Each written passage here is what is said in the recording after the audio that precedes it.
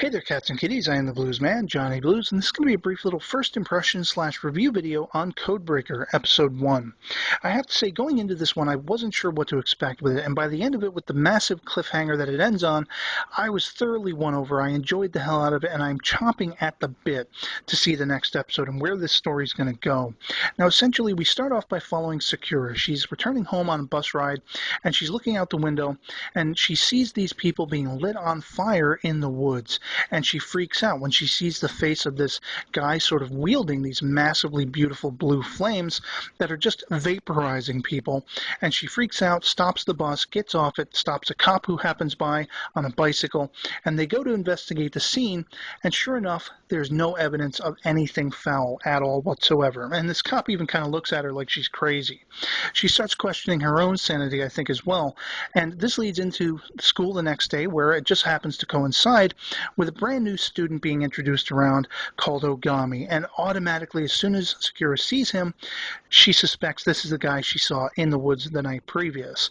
Now, there are three big confrontations between them, which are the crux of this episode. The first becomes known to the entire school, uproariously so, because, Sakura is basically the most popular girl in school. Her grade point average is very high. She's killer at martial arts and stuff like that. And all the guys want to date her. All the girls want to be her, that kind of thing.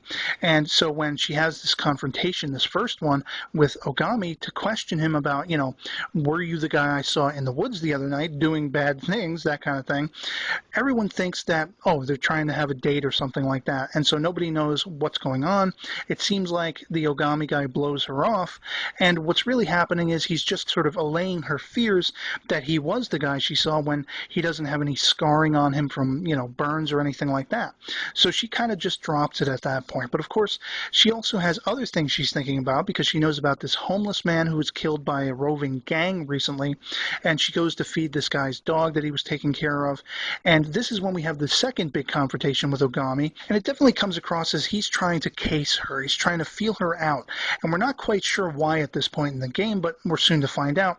The reasons are fairly ominous ones. It seems like Okami is actually part of some ominous organization, and he's been given orders to assassinate her. And so, how is that going to play out? You're basically asking yourself.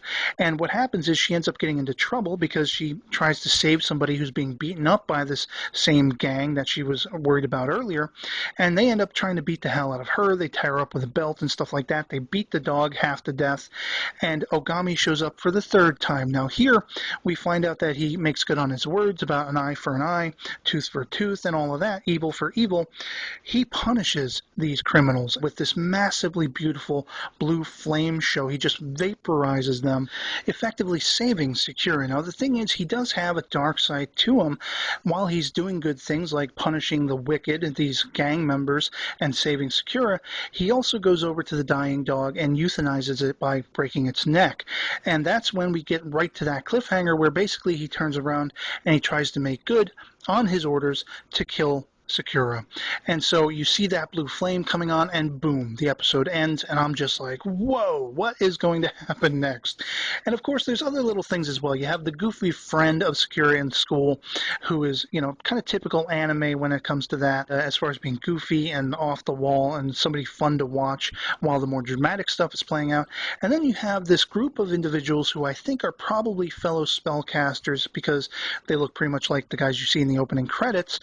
And one of them says something about it's begun when you have Okami going and punishing these gang members and stuff like that. So it seems like something is creeping up, and I don't know quite exactly what that is, but I'm amped to find out by the end of this opening episode. So I'm not planning to do episodic reviews with this one, but I will be checking in from time to time with follow-up videos as the series unfolds, so I hope you'll be looking forward to that. If any of this sounds awesome, you should definitely check it out. Highly recommend this one, and otherwise, that's pretty much all I have to say on it. So I hope this video finds you well, and I'll catch you later. Peace.